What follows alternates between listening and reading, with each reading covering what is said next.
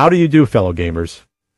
Pat the NES Punk here, and today we're diving deep into the murky, interesting depths of a game that's got a name that'll make your grandma clutch her pearls. SCAT for the NES. Yeah, SCAT. Let's just move past that, shall we? But first, how about a word from today's sponsor? Hey everyone, ever feel like you're being watched online? Like every click, every search is being tracked? Yeah, me too. That's why I started using NordVPN. In today's digital world, your online privacy is more important than ever. NordVPN encrypts your internet connection, hiding your IP address and protecting your sensitive data. Think of it like a secret tunnel for your internet traffic. No one can see what you're doing online. Not your ISP, not hackers, not even those pesky advertisers. If my father had used it, he wouldn't be on the Pennsylvania State Sex Offender Registry. Seriously, if you're not using a VPN, you're leaving yourself vulnerable. Don't wait until it's too late. Protect your online privacy today. NordVPN is offering a special deal for my viewers. Click the link in the description below to get a huge discount and try NordVPN risk-free with their 30-day money-back guarantee. Stay safe online. And remember, with NordVPN, your privacy is just a click away. Now SCAT, or as it's known in Japan, Action in New York, is a side-scrolling action platformer from Natsume. You know those guys who did Shadow of the Ninja?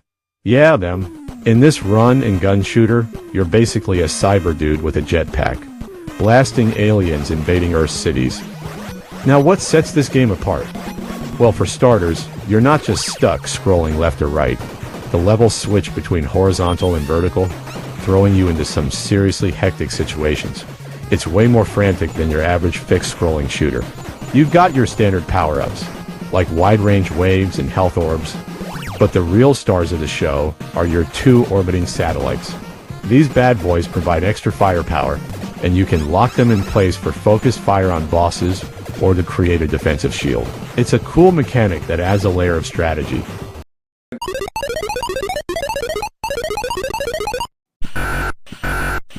Now here's where things get a little troubling.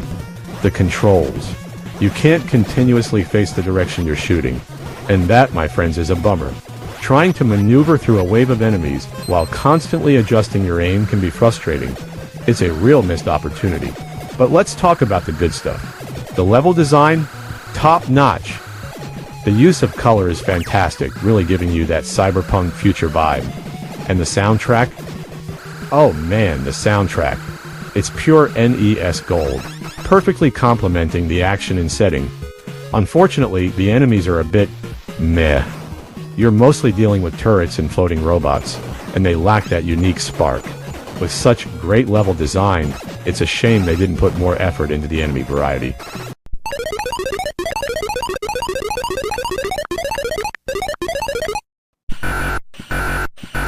Overall, while the clunky controls hold it back from being a true classic, SCAT is a solid shooter with a killer aesthetic and some cool mechanics.